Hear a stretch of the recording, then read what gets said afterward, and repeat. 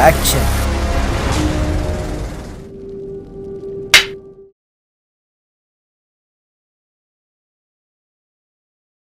Hi, hello, నమస్తే. Welcome to voice monkeys media. నేను మీ రాజేశ్వరి దేవి.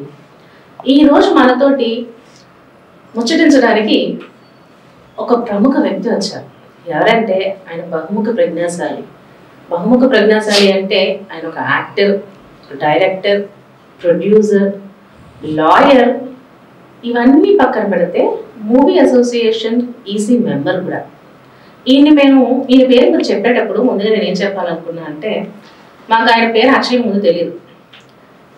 మేమేమని పిలుచుకునే వాళ్ళం, లేకపోతే మేమేమని గుర్తుపెట్టుకునే వాళ్ళం అంటే, మా చిన్నప్పుడు నారద మహర్షి క్యారెక్టర్ ఒకటి, తెనాలి రామకృష్ణ క్యారెక్టర్ ఒకటి. ఈ రెండు క్యారెక్టర్స్ మా మైండ్లో ఎంతలాగా ఉండిపోయాయంటే, ఆయన పేరు అసలు పేరు మర్చిపోయి మేము ఆ పేరుతోనే గుర్తుపెట్టుకున్నాం. సో ఇవాళ మన ముందు ఉన్నది శ్రీ అశోక్ కుమార్ ఆలూరు గారు. Welcome to our show Ashok Kumar. Thank you. అంటే అసలు మీరు అంటే మా చిన్నప్పటి నుంచి మీరు ఉన్నారు అనేసి అన్నారు. మీరు అసలు ఎప్పుడు మొదలు పెట్టారు? నాకు గుర్తుండి మీరు దూరదర్శన్లో మిమ్మల్ని చూసాను నేను. అంటే దూరదర్శన్ ఉన్నప్పటి నుంచి మీరు ఉన్నారా? యా ఎందుకంటే నాకు అదృష్టం ఏంటంటే దూరదర్శన్ పుట్టి చాలా కాలం అయింది. మరి చాలా మందికి దూరదర్శన్ అనేసరికల్లా కమర్షియల్ దూరదర్శన్ తెలుసు, అంటే సీరియల్స్ ఇవే తెలుసు. దీనికన్నా ముందు కూడా ఉంది దూరదర్శన్, చాలా మందికి తెలియదు అది. అంటే దూరదర్శన్ హెస్ కమ్ 70s వచ్చింది, second half of 70s mostly. అది కమర్షియల్ దూరదర్శన్ అది. సో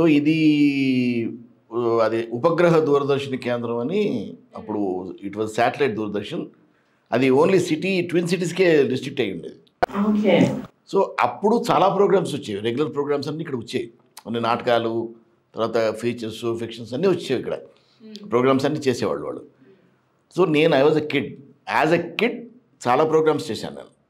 దూరదర్శన్లో చేసుకునే నాటకాలు చేశాను దూరదర్శన్లో ఫస్ట్ టైం. అసలు టెలివిజన్ స్టూడియోలోకి పోతూ ఉంటే ఇట్ వాజ్ థ్రిల్ అనమాట. ఎందుకంటే కొత్త ఇది కదా, అంటే మనం కనపడుతున్నాం, యాక్ట్ చేసి చూడగానే మనం కనపడుతున్నాం, అక్కడ మనకు ప్లే చేసి చూపించేవాడు. It was a thrill. అసలు మనం చూసుకుంటున్నాం స్క్రీన్ మీద అన్నది. సో అట్లాంటి థ్రిల్ నా చిన్నప్పుడే అనుభవించాను. అక్కడి నుంచి దాన్ని కనెక్ట్ అయ్యాను. ఎలా ఎంట్రీ అయ్యడం అంటే మాకు ఎట్లుంటుందంటే, నేను బేసిక్గా హైదరాబాదీ. సో నా టోటల్గా మేము పుట్టి పెరిగింది ఇక్కడే. టోటల్గా మా generations are from here only. So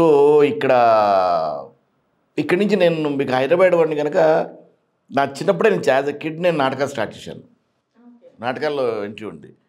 నాటకాల్లో ఎంట్రీ ఉండడం వల్ల ఏంటంటే I was having access to all India radio.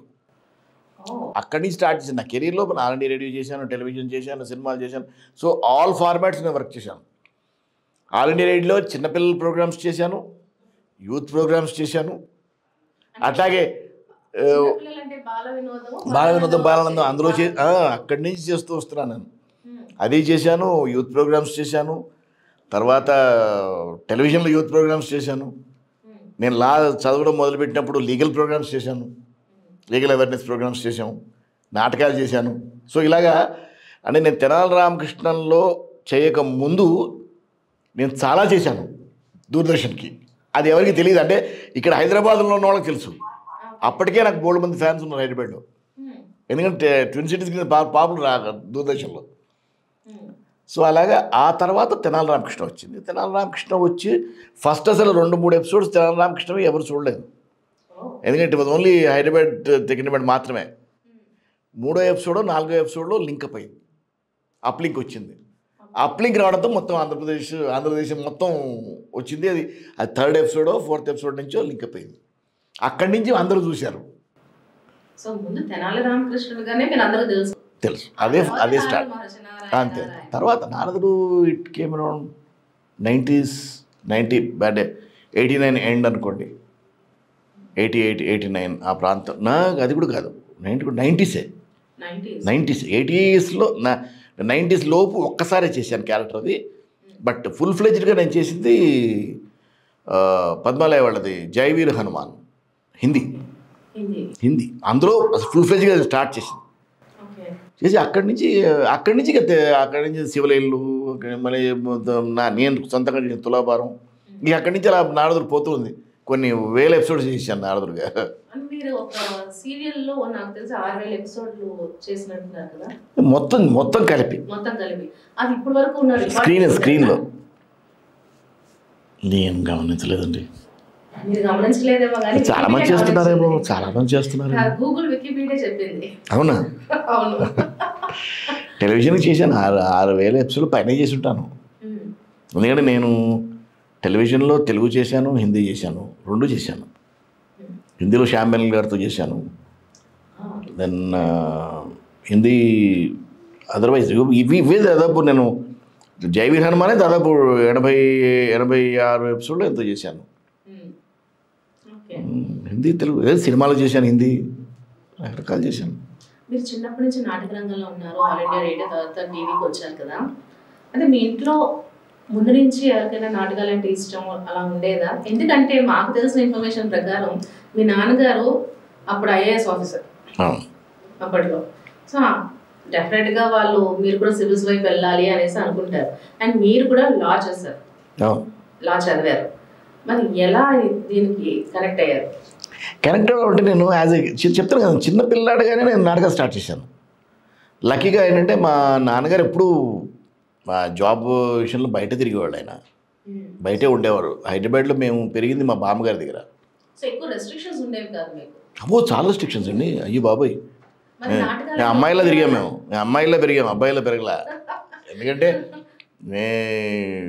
నేను మా మదర్కి ఫాదర్కి మా పేరెంట్స్కి నేను మ్యారేజ్ అయిన 5 years తర్వాత పుట్టాను. సో బాగా గారాభమైన చైల్డ్ నేను. అందులో మా బామ్మగారు వాళ్ళు it's a very restricted family. It's a traditional family, very restricted family.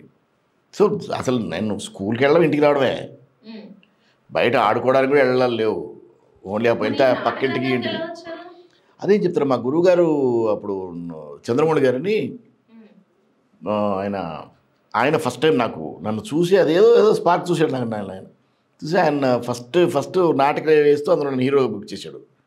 First school డేకి బుక్ చేసి ఆ రిహార్సల్స్లో ఇది బాగా చేస్తున్నాడు కదా, ఇది కాంపిటీషన్ ఎందుకు పంపించకూడదని కరెక్ట్గా అప్పుడే నవంబర్ చిల్డ్రన్స్ డే వస్తుంది కదా, ఇది ఎప్పుడో సెప్టెంబర్లో ఎక్కడో మా ఇది యాన్యువల్ డే. సో వీళ్ళకి ఎందుకు పంపించకూడదు వీడి నాటకాలకి అని చెప్పేసి నాటకం అందులో మా స్కూల్ ప్రిన్సిపల్ దగ్గర పర్మిషన్ తీసుకుని ఆయన కాంపిటీషన్ కట్టాడు. కడితే నాటకాలు బాగా చేస్తూ ఉంటే వీడిని మౌన యాక్షన్ ఎందుకు చేయించకూడదని ఆయన మళ్ళీ మౌన యాక్షన్ నేర్పించి మౌన యాక్షన్ కాంపిటీషన్ పంపించారు. మౌన యాక్షన్లో ఫస్ట్ ప్రైజ్ వచ్చింది. డ్రామా బెస్ట్ డ్రామా వచ్చింది. నేను best actor in the play, best actor all round best actor in twin cities. గట్టిగా దురద స్టార్ట్ అయింది అనమాట అక్కడ. దాంతో ఇక అక్కడి నుంచి మా ఇంటికి వచ్చి ఆయన మా గురువుగారు వీడు మంచి ఆర్టిస్ట్ అవుతాడు, నన్ను పర్మిట్ చేయండి, I want to train him, నా నాటకాల్లో వేయించి వీడితో వీడు మంచి ఆర్టిస్ట్ అవుతాడు, వీడు గ్యారంటీ టాలెంట్ ఉంది, సప్రెస్ చేయొద్దు అని ఆయన నాటకాలు నేను తీసుకెళ్తున్నాను. మా ఫాదర్ని మా గ్రాండ్ మదర్ని ఒప్పించి ఆయన రిహార్సల్ తీసుకెళ్ళేవాడు. మరి చిన్నపిల్ల ఎట్లా వస్తాడండి అంటే నా రెస్పాన్సిబిలిటీ అమ్మ, నేను పికప్ చేస్తాను, నేను డ్రాప్ చేస్తానని వాళ్ళ నాటకాల్లో వేసేవాళ్ళ దగ్గర అప్పట్లో బైక్స్ చాలా రేర్ కదా, చాలా తక్కువ ఉండేవి. ఆయన రిహార్సల్ చేసే వాళ్ళ దగ్గర అతని దగ్గర బైక్ ఉండేది. సో అతనికి రెస్పాన్సిబిలిటీ అనమాట, రోజు డ్యూటీ. రోజు 6:30కు వచ్చి నన్ను ఇక్కడికి పికప్ చేసేవాడు. రిహార్సల్స్ అంతా అయిన తర్వాత అది 10 అయినా 11 అయినా తీసుకొచ్చి ఇంట్లో దించి తలుపు కొట్టి మా వాళ్ళకి అప్పచెప్పి వెళ్ళేవాడు అనమాట ఇంట్లో. అప్పటి చాలా అలవైపోయింది, ఇప్పటికీ అలాగే ఉంది. సో అలాగా ఐ వాజ్ ఎంకరేజ్. అమ్మ ఇంట్లో సరే. ఆ తర్వాత యాన్యువల్ డే అయింది. ఒకసారి గ్లామర్ తెలుస్తుంది కదా, ఒకసారి పడేసరికి మొత్తం స్కూల్ అంతా పాపులర్ అయిపోయాం. సో దట్ గ్లామర్ అంత చూసేవాడు, బాగానే ఉంది కదా, చేస్తున్నాడు కదా, చేసుకొని అన్నారు. చదువుతున్నాడు కదా, చేసుకున్నాడు, వదిలేశారు. అక్కడి నుంచి అలా వెళ్ళిపోయింది, ఇప్పటివరకు ఆగలే.